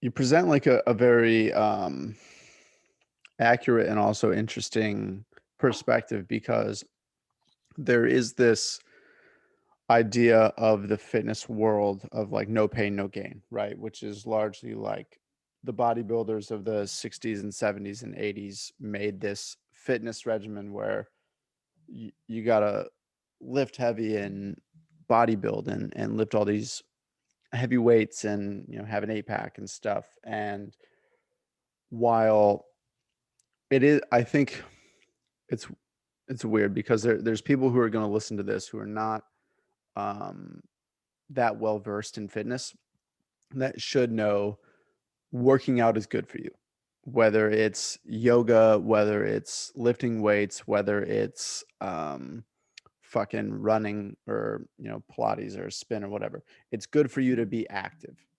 That's like the first level, right, of leading a healthier life. It's good for you to be active and step outside your comfort zone and kind of push your levels. That's the first bit, because I would probably argue that you initially found yoga and gained health through finding yoga and entered the next level of yourself and kind of upped your healthy lifestyle. And then it reached its point to where you had to cut it out because it was actually limiting you. That's like, Well, I think that like the term health is a really dangerous term because there's no one definition for mm-hmm, health, and this is where I don't agree with a lot of the fitness industry. I don't think so, Kyle. Like I don't think, at least because I thought that at first too. Well, at least if somebody's not moving, at least if they're doing something, that's better than nothing. And I actually don't think that's true anymore. When I see people who are couch potatoes, their mechanics are 1,000 times better than people who are like, oh yeah, I lifted weights in high school and I was a whatever gymnast, or I love yoga. Like those cases are so much harder to train. The people who are like, yeah, I don't really love to work out. I'm like, great. Like, great. Your body right, but you're hitting hasn't. two different things, like because there's body mechanics and then there's like the other fact like organ faculties and like aerobic capacity and also like their energy partitioning. Because if you find people who are not who are sedentary, probably have less muscle mass and more fat mass, like Yeah. ratio wise, which is not good for other health reasons other than their biomechanics. But then to where you are correct, like, and where I would agree with you is like a lot of people who work out suck at it and end up fucking themselves up. And that's where like functional patterns, because like are you doing like bear crawls and stuff? Are you having No, people do bear crawls? no. Bear crawl, I think, is probably, for my money, the best training movement. A proper bear crawl, not like your hips fucking super high, but if your knees are like 3 inches from the ground and your hands are moving, and it's that counter contralateral sort of counter movement, opposite hand, opposite Hmm. foot, is like one of the best ways to train people, I think, to use proper mechanics, because they have to like stabilize their hips, They have to like unkink their arm because so many people like fully extend and lock out their elbows and end Hmm. up doing like so much joint damage to their like clavicle or their shoulder joint or whatever. Hmm. But there's like two different ways to approach it, I think, in like what we were just talking about. There's like energy partitioning and metabolism based, and then there's biomechanics. Yes. Yes, you're right. There are other systems. I guess if I were to see somebody who's a couch potato, low body muscle, high body fat, easy. It's easy to lose body fat. So, like if somebody really has, like what we talked about at the beginning, to sort of tie it all together, discipline and wants to change and, receives the correct information, all that can be fixed super fast. Yeah. And yeah, I'm not completely opposed to bear crawls. I don't know too much about them. I guess my only thing is when I think about like the shoulder, like if you look at our arms when we walk, when we run, we're not pressing down on anything. And I wonder if it would cause some sort of malfunction in the shoulder joint because our arms aren't meant to hold our body weight. Like the way that our pelvises sit on top of our femur bones is for a reason. And so putting ourselves on all fours in like a quadruped shape, I wonder, I don't know if you could get the right amount of rotation that your body would need.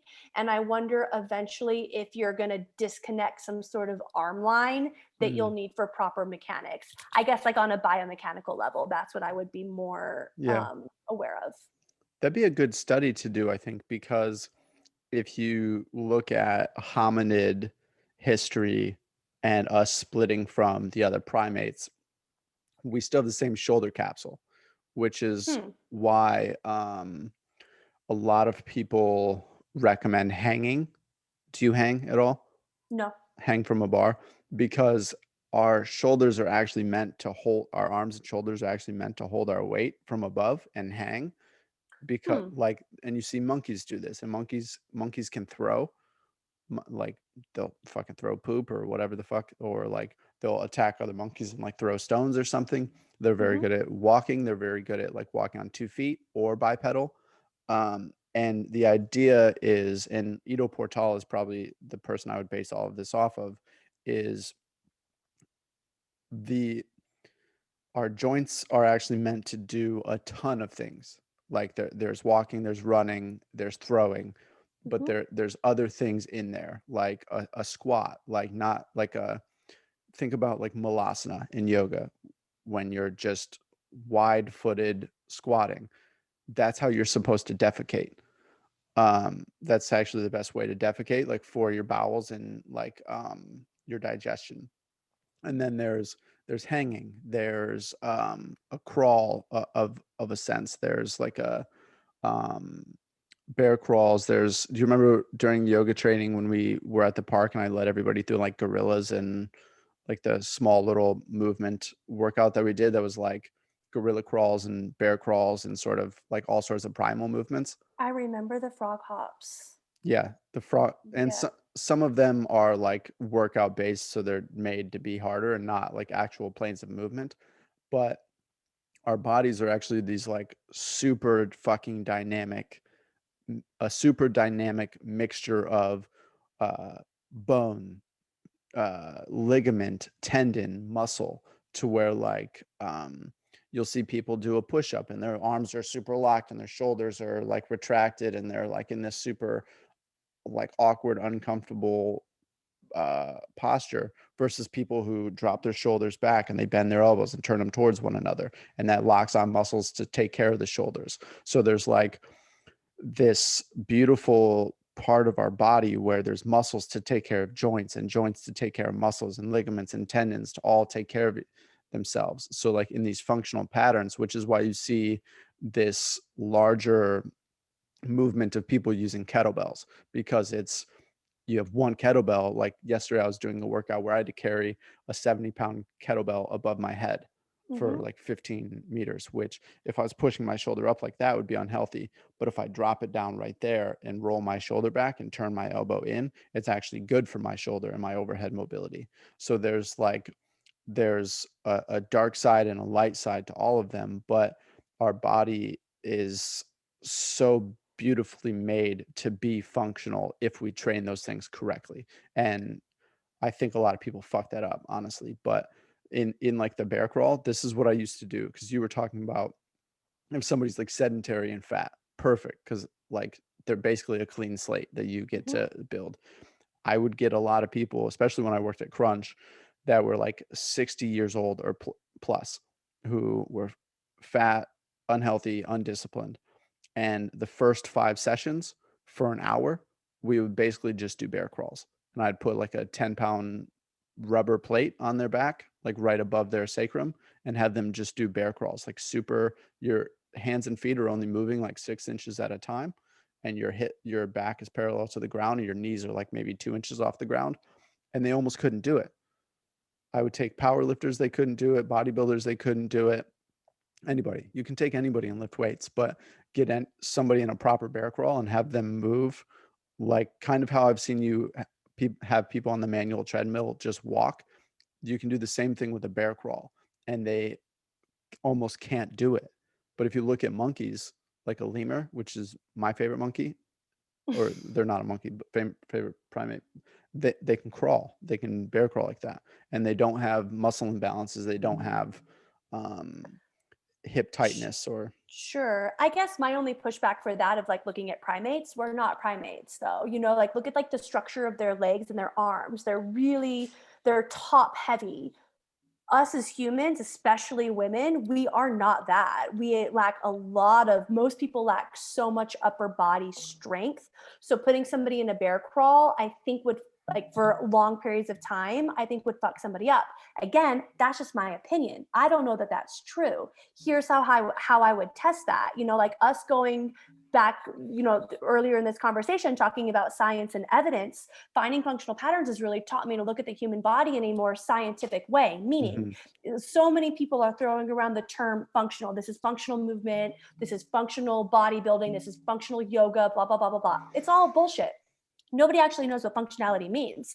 So yeah, sure. You want to put somebody like in a bear crawl. I can't say like, I'm not the arbiter of, oh, that's healthy or not for that person. I don't know, but put them on let me put them on a treadmill and see how they walk and run. Like Mhm. if it's going to fix their gait mechanics, yeah, sure. I think it's functional. To me, functional is, can your body do what it's meant to do? Can you run for long periods of time?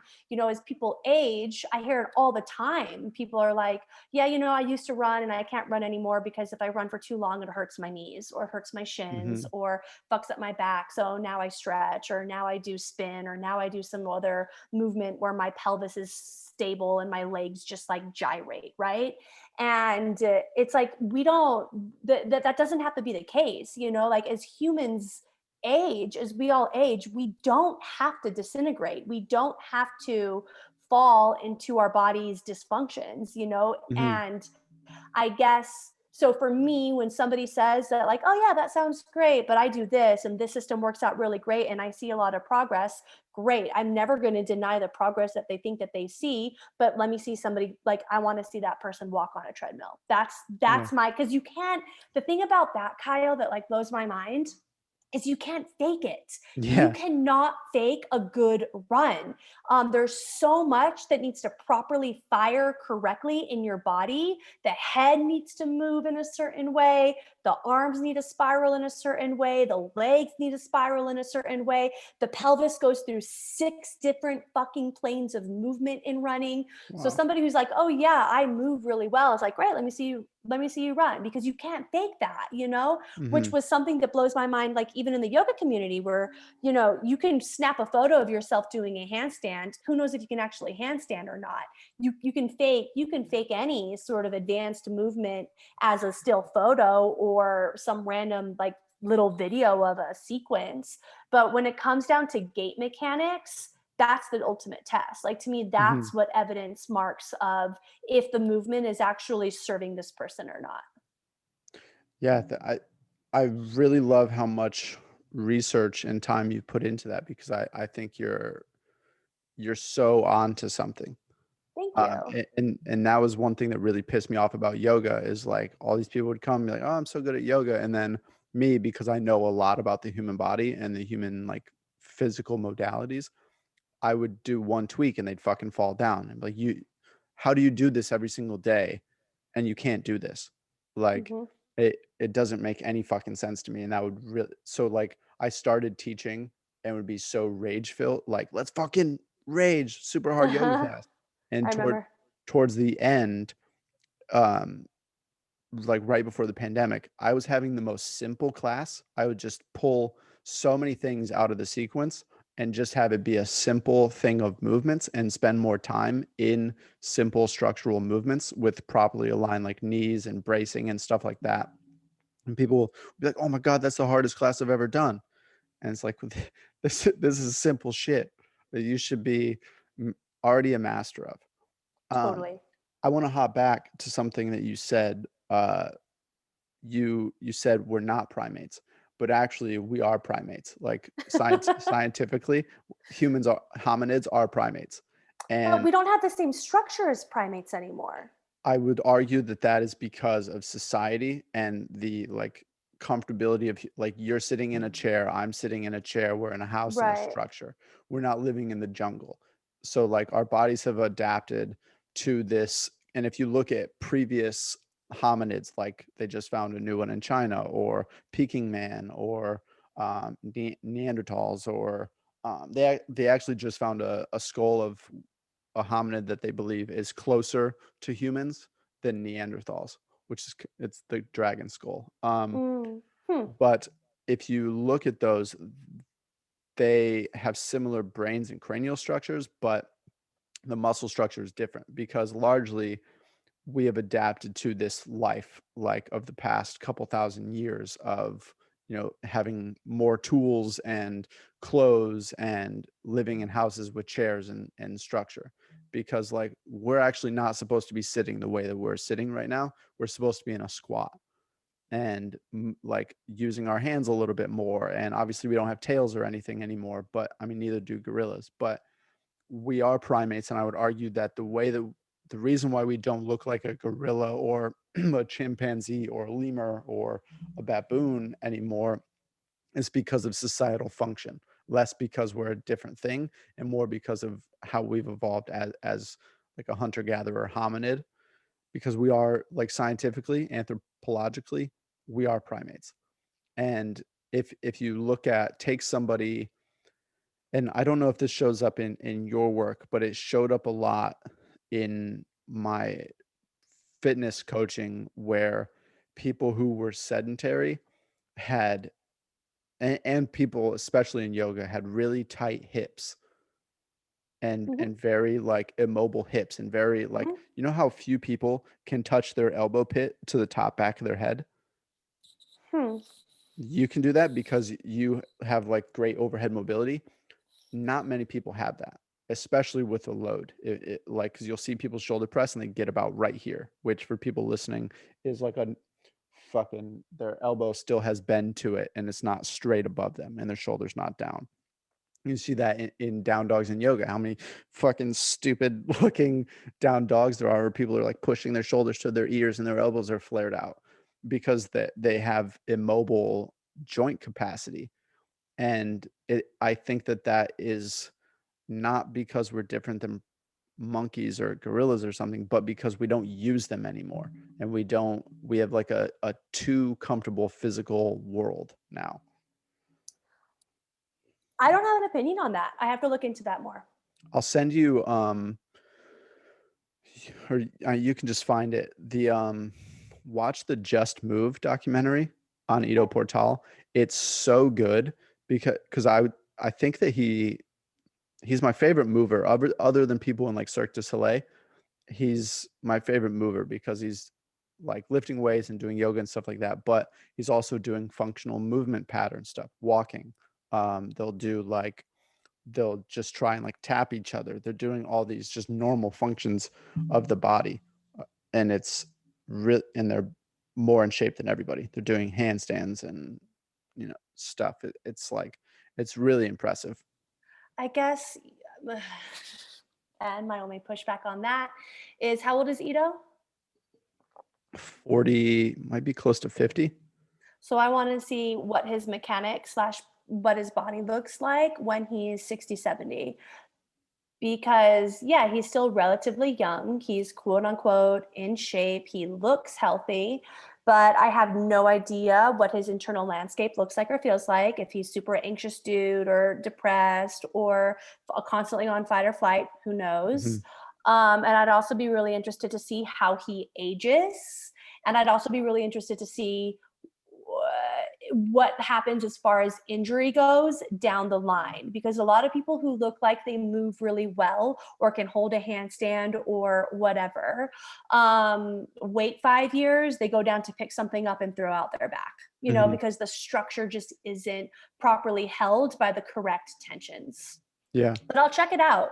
I'll send you some of his stuff because like I had the same concern when before I like really got into him, but I used a lot of his stuff to actually make myself more mobile. Like he has like a protocol that for 30 minutes a day for 30 days, squat like you're pooping like a malasana, just like sit in it for a minute at a time or 2 minutes at a time, and then a separate protocol to hang for 30 minutes a day, just to like open those joints up. And I had the similar thing. I was like, I wonder this dude's gonna fuck himself up, like Mhm. because I'd see him do all these crazy things, but then there's a really good video on his YouTube channel, I believe, of somebody that he was a student of his that was doing one of his more advanced movements and tore their pec and didn't get surgery or anything, but like forget he just kind of like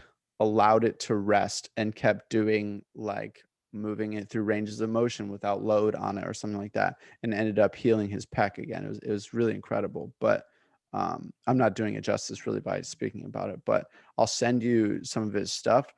And I'd be really interested to, is there like videos in the work that you're doing, or do you have to like be a part of the school or There is a 10-week online course at functionalpatterns.com that you can purchase and sort of do on your own pace. And I always tell people to start there. Like, start with the 10-week online course, especially if you're in the fitness industry. A lot of the things that he says, the guy who created the company is named Nowdy. A lot of the things that he says, like if you're in the industry, it's like it starts to click where you're like, huh, that makes so much sense. Mhm. And yeah, I think, I mean, for you, I think that you would. I don't know how your body would adapt to it. I imagine, if I would bet money that you getting further along in it, you'd start to see like, oh wow, holy shit, this actually is so much more, not intense, but there's so much more to it than just like, oh, she's teaching people how to walk, run, and throw, right? It Mhm. is, I mean, it's so, you can take it to like such advanced levels where it is nothing but aerobic and fitness towards the end. At first you really have to fix your structure.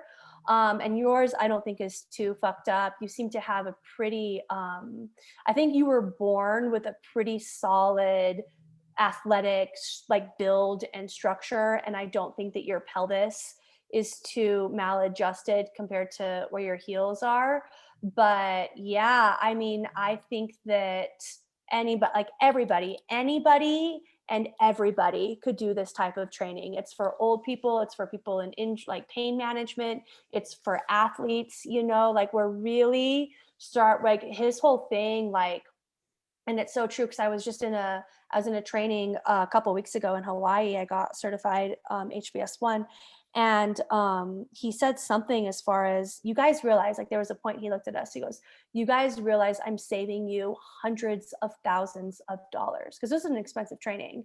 And it like that, at that moment it really rang true for me, as far as I I mean, knock on wood, but I don't think I will ever have to go to another chiropractor again. I will never have to go to an acupuncturist or a physical therapist or Wow. anybody ever to like fix my body. Like I know now, like because he gave us the tools of how to fix my body and how to correct dysfunction. And if something feels off or if something tweaks or if my shoulder feels out of whack, I know exactly like how, not exactly, but I have the tools to figure out exactly how to move. And it's completely changed the way that I train. Like when I train now, I'm going to go to the gym after this. When I train now, it's not about losing weight or sweating or I'm going to carry this big like thing of muscle over here and like feel really good afterwards. It's all science. It's all okay. So when I do this leg chamber, how does this mimic gait? And okay, my low back kind of hurts today, so I'm gonna try to load my glute properly. Or I wonder because I have a client right now who has a kyphotic upper back. I wonder how I could get a little bit more T spine extension while still connecting to like the core, like things like that. It's really turned into a science of how to Mm, move, which makes it so much more interesting to me and so much more worthwhile. Like it almost like when you start to correct, like there's nothing feels better than when you see like a before and after of how you used to run to how you run now. Like it's like holy like that high you get when you fix a toilet or like if you fix something in your house, you're like, yeah. shit, man, like I just fixed that. Imagine what it's like in your body. Like when you're like, holy fuck, like I fixed my SI joint or I fixed my rib shift. It's insane. It's insane. It's all I can It's say. it's super fucking insane. I really admire that you are at that space with your I don't really like the term fitness anymore, like your wellness journey and Hmm. sharing that with other people because that's the exact point that I got out of sharing it with other people or like coaching other people because to me it's extremely remarkable um how effective movement is in fucking making your brain feel better in Mm-hmm. like and I could never get people to be as excited about it as I was, people I was Mm. training. And I would just I'm like, fuck it. I'm gonna just go be by myself and do this. Cause like um it's so remarkable how you can move in a way that fixes everything. Mm-hmm. That's so crazy to me. Mm-hmm. Like, and I've injured myself so many times because like Mm-hmm. I, I'm I'm in the avenue of fitness where I have an extremely athletic capabilities, so I can go and play. I can go fucking run Spartan races, or I can lift heavy weights, Mm-hmm. or I can. And I think people do have a misconception about like, oh, it's about lifting heavy weights and having an 8 pack. It's like, no, being able to do those things, not doing those things is like the crux. Like having the ability to rock climb or run or hike or lift weights or swim or surf or whatever. That is the crux of wellness, not doing Mm-hmm. those things. Like pe- people were, I'm going to go do CrossFit or like right now I'm doing a functional bodybuilding program. And this dude, I'll send you this dude because I think you would really like him. But and he deals with similar stuff to what you're talking about. But it's so interesting to me how simple movement can correct your digestion, your if your shoulder is fucked up, if your hips are fucked up, if your lower back is fucked up, if your spine is fucked up, simple movement, it Yeah. can really change everything. The whole everything. Yep. It blows my mind. Like, Oh, you'll love the 10-week course. There's things in the 10-week course. It's literally just a forearm plank, a fucking forearm plank that you're dying in, how many dying. people have no fucking clue how to plank? That drives me fucking nuts. I see it at the gym all the time, and I'm just like, bro, you're low back. Yeah. That was me like in college even, or like because I would always be at the gym really, really early Mm-hmm. just doing random, not crazy shit, just random specific shit. And people are like, what is that thing you're doing? I'm like, you mean a proper plank? Like it's not that fucking difficult. But people, there's this disillusion of what health is. And Yes. Bryn is actually like my favorite subject. I've been training her throughout her pregnancy, Uh-huh. and she moves so well, and she's Mhm. so fucking strong. She's so strong. Like she picked up my 53-pound kettlebell just while we were watching TV and moved it just like it was fucking nothing. And like, you know how few people can do that?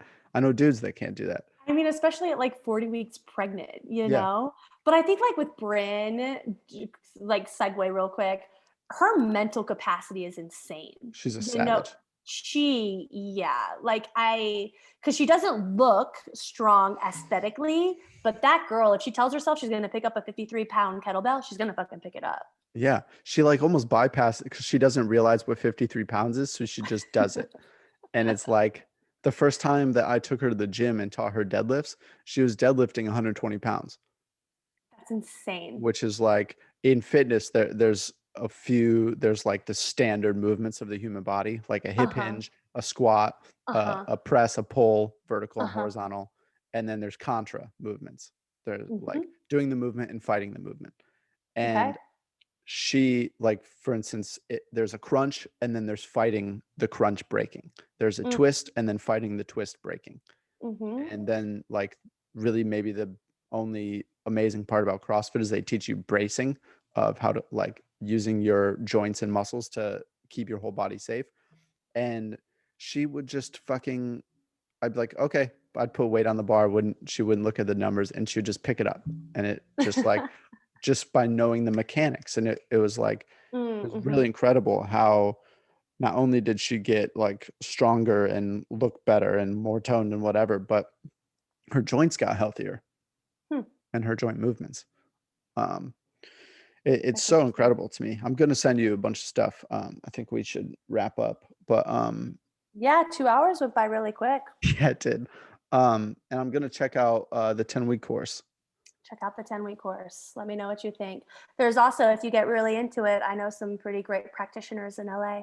Oh, sick. Yeah, I would love to. I geek out on that stuff so much. It's like it's really nice having somebody who also geeks out on that because everybody else is Uh-huh. like, cool, dude, just fucking whatever. No, I mean, I think anybody who's in like the fitness realm, I mean, we just love the human body, you Hmm. know? Anatomy, the way that it moves, the way that it talks, like the human body to me is just, it's insane. It's like, to me, it's like the most important thing. It's like we're given this body. Do you know what I mean? Like, Yeah, I wonder what this thing is capable of and what I should do with it, you know? yeah. Go fucking climb a mountain out there. Anyway, I love you. It's good to see you. I love you too. Thank you for coming on. And I'm Yeah. also really excited. When is your podcast going to be dropping? Oh, so Bryn and I are gonna wrap up. We have 4 more episodes after her maternity leave, so end of the year. Okay. And then are you going to be putting it like on Anchor, on Spotify, on YouTube? I don't think YouTube, probably Spotify, Cool. Spotify or Anchor. Yeah, I'm gonna talk to her and see what she wants to do. She'll probably ask you your opinion, and we'll go from there. Okay. Well, if you need any help with any of it, let me know. Thank I do you. all my own tech stuff as well. But it's great to see you. Have fun at the gym. Thank you. Go correct some planks and shit. Um, and I love you. Thank you. I love you too. I'll talk to you soon. See you.